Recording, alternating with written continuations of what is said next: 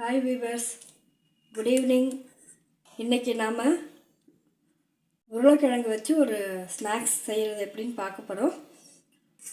இது குழந்தைங்க ஸ்கூல் விட்டு வரும்போது இல்லை நீங்கள் எங்கேயாவது டூரில் போனீங்கன்னா கூட இதை செஞ்சு நீங்கள் எடுத்துகிட்டு போகலாம். ரொம்ப நல்லாயிருக்கும்.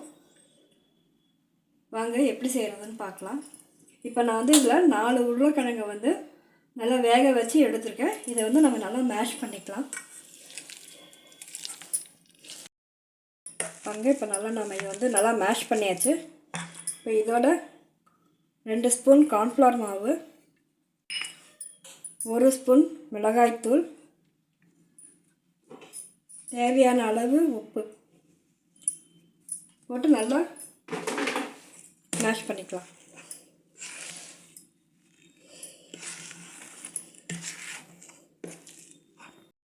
நல்லா இந்த மாதிரி நல்லா பிசைஞ்சு விட்டாச்சு. இப்போ இதை ஒரு பேனில் இப்போ ஆயில் வச்சுருக்கேன், காயட்டும். அதுக்குள்ளே நம்ம இதை சின்ன சின்ன பாலாக நம்ம ரோல் பண்ணிக்கலாம். நீங்கள் எந்த ஷேப் வேணாலும் பண்ணிக்கலாம். இந்த மாதிரியும் பண்ணலாம், இல்லைன்னா பால் மாதிரியும் செய்யலாம். எப்படி வேணால் உங்களுக்கு எந்த ஷேப் வேணுமோ அந்த ஷேப்பில் நீங்கள் செஞ்சு வச்சுக்கலாம்.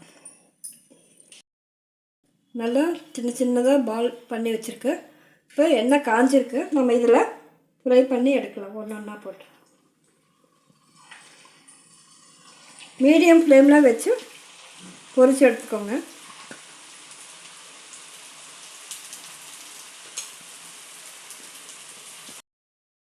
பாருங்கள், இந்த மாதிரி நம்ம நல்லா சிவப்பாக வறுத்து நல்லா ஃப்ரை பண்ணதுக்கப்புறம்